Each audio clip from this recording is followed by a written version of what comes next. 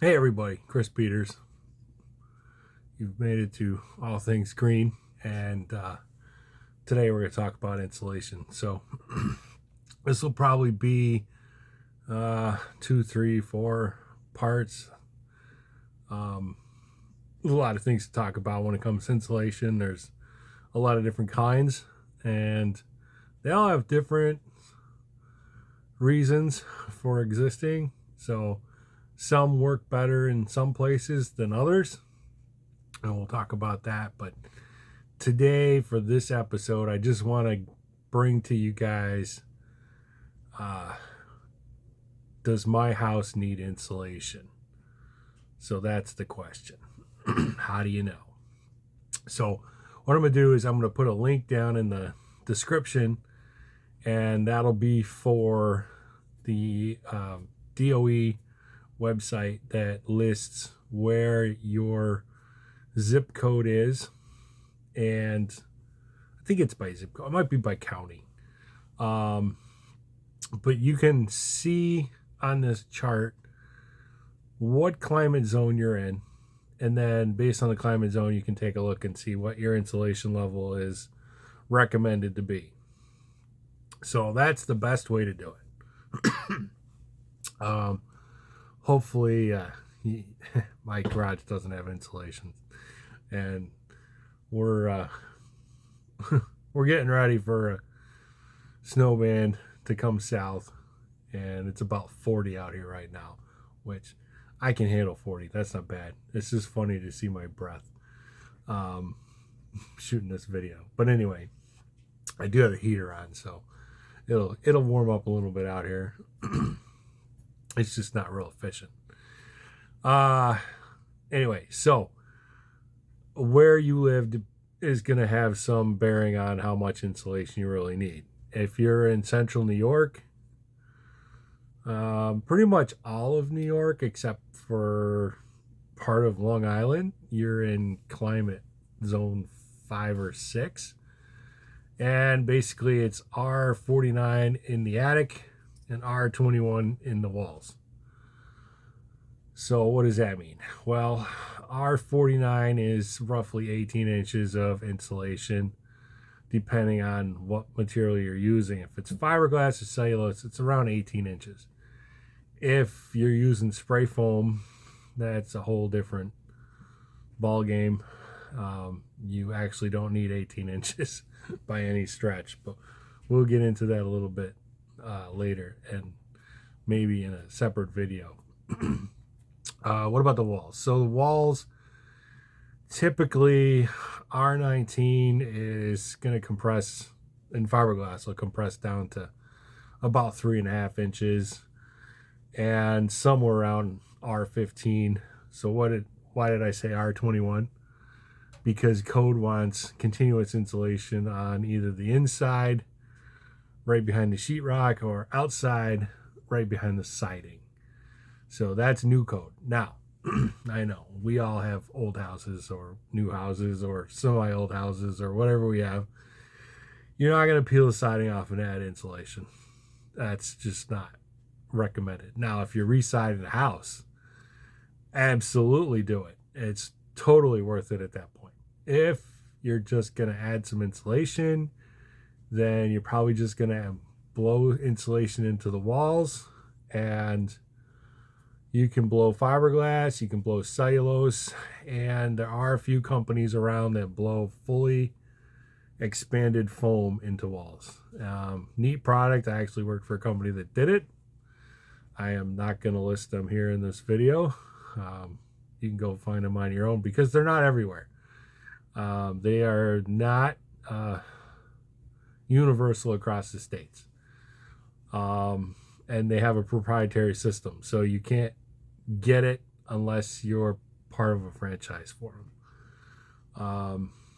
There are some other companies that possibly do fully expanded foam in the walls, but they're pretty hard to find. So I think what we'll do is we're going to cover general insulation today with this video, and then in other videos I'll get into details on cellulose and fiberglass and foam and other products that are out there that claim to have insulation value.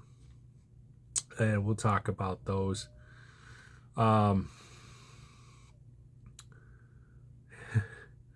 So first thing is find out on the chart where you live. That's number one.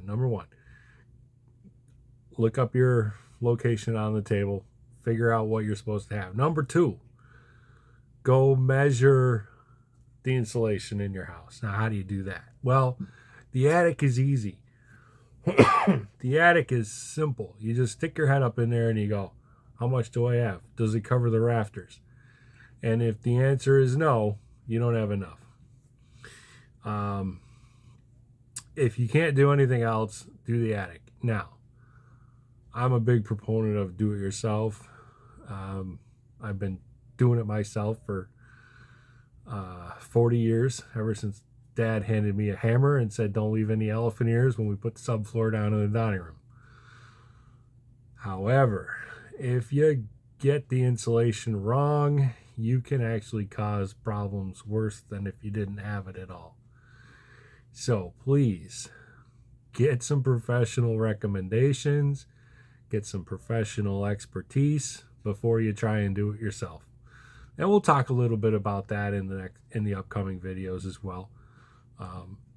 There are some key things that you need to do. And I will be honest with you, when I started, obviously at 10 with a hammer, I didn't know much about insulation. I can't say that we necessarily did it wrong. We could have done it better. I spent almost 30 years insulating that house for my parents before they had a flood and moved out of there. But yeah, get some professional help. Make sure you're doing it right. Follow all the rules. And there are quite a few rules about how to insulate and do it properly. And the colder and the more humid your winter is, like in upstate New York, the more important it is to get it right. So keep that in mind. So 1, check the chart where you live. Number 2, figure out how much you got. Number 3, do it. No, it's that sounds simple. Number 3 is, just do it. Now, how do you do it? How do you afford it? You know, it could be expensive. I haven't done any pricing for any private contractors in probably 3-4 years now. So how much should it cost? I'm going to tell you your roughly 1,200 square foot standard house attic in Central New York is probably going to put you about $5,000 to $7,000, depending on how much material they're going to add to it. Somewhere in that ballpark. So this is November 2025, and I'm going to say roughly $5,000 to $7,000 for that 1,000 to 1,200 square foot. I might be a little under due to inflation. And if you're watching this video in 2030, good luck. Yeah, it won't be that cheap. It'll be more, I'm sure. So, how do you afford it? Well, in New York, and I'm most familiar with New York because I am in New York and I've worked in New York programs for 25 years now. There's weatherization, which if you qualify for weatherization, you just need to get on the list and wait till they show up, and then they take care of it. It takes a while. I think the current estimate in New York is probably close to 3 years. Most people don't want to wait that long, and I completely understand why. Now, there are mitigating circumstances where you can bounce to the front of the line and get it done faster. But you're going to need to talk to your local weatherization agency and see if that is a viable option for you. A couple other ways you can do it. You can call up a private contractor, and this is through all the states. They all have private contractors that'll do insulation and just get it done. And some of them will offer financing, some won't. in New York, we have a state program called Empower New York, which if you're local to Syracuse, everybody goes, oh, that's a credit union. No, we're not talking credit union. We're talking insulation program. So they will help pay for the insulation. They have a lot of strict rules. So if you have too much insulation but not enough in your attic, they won't pay for it. If you have other mitigating circumstances, like appliances that aren't drafting properly, that could possibly throw a wrench into the plants to get it insulated, and they may have to take some funds and fix the appliance or replace the appliance. It can get a little complicated. So that's another option. There was a third option, and I am not current on what's going on with the home performance of New York State. They were offering rebates. I think the rebates are gone. I think they do have some kind of program where they pay half of the cost of the insulation and you pay the other half. They also offer some financing with that. So you can take a look at that. The other thing I'll put a link in the description will be for Building Performance Institute contractors. Now, what does that mean? So Building Performance Institute basically was formed by a bunch of weatherization people that said, we need something better. We need a certification process. We need some kind of quality control. We want to formalize this stuff. And so they formed this organization, and they certify, and they have people that are certified, and they have contractors certified. If they're certified, and I was certified for 20 some years, it's expensive, so I didn't renew it. When I got to pay for it myself. And so you as an individual are certified to do certain things, like maybe it's insulate a mobile home, or it's air seal a house, or it's sizing up a furnace, or making sure that the install is correct. They have one for heat pumps and ACs. That is probably one of the few certifications I never actually picked up in my years of BPI certification. But they also have one called Home. It's a Building Performance Analyst. I think that's the title now. They had one that was Envelope, but I think that's pretty much gone.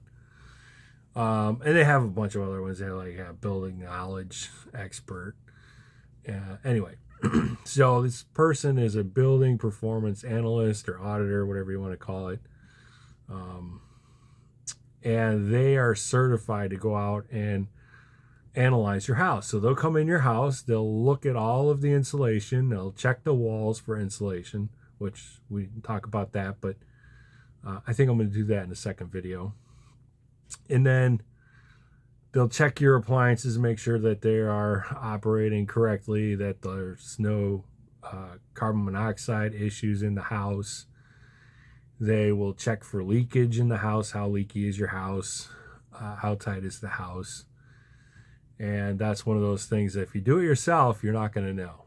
It's pretty hard.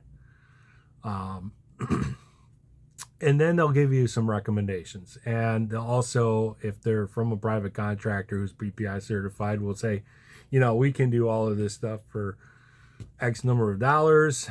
And there's a state program that can do X, Y, and Z to help you get there. So if you're not going to do it yourself, go that route. That's probably the best route to take. I'm going to close with this one story because it's funny. So I had a guy, he was a Xerox engineer, and I had to go to his house. He had a brand new house. It was an Energy Star labeled home, so it's brand new, and it was a house where they had a rater come in and test it and analyze it and gave it a score. And ideally, your score is 15% better than code. and he was having some problems with his house. So I got called in, and they said, we want you to go do the blower door test and check for air leakage. Okay. So I walk in, and this guy's kind of annoying, and there's a guy changing the cupboards in his kitchen, which again are brand new, but he didn't like them. I don't know. So he's very particular, and he says, I think the house is too tight. And I'm like thinking to myself, dude, I have been in this business for like 10 years, and I've never seen a house that was actually too tight. But I didn't say it out loud. He said, I think my house is too tight. And I was like, oh, okay. Let me ask you something. He says, yeah. I says, you'll know if your house is too tight if you slam the front door and the toilet flushes. And he just looked at me like, really? I said, yeah. And so he went back to his recliner in the living room and started thinking about it. And I finished up doing the blower door test, got the numbers, wrote up the report for the state. And the guy in the kitchen doing the cupboards, he comes out, he goes, now wait a minute. I am not an expert on this, but there ain't no way that's going to work. I said, you're right. No, that's not going to work. We don't live in a spaceship. We live in a house. So, I don't know if that Xerox guy ever figured it out or not. But anyway. So, go see if your house has insulation, and we'll go from there. We'll see you on the next video.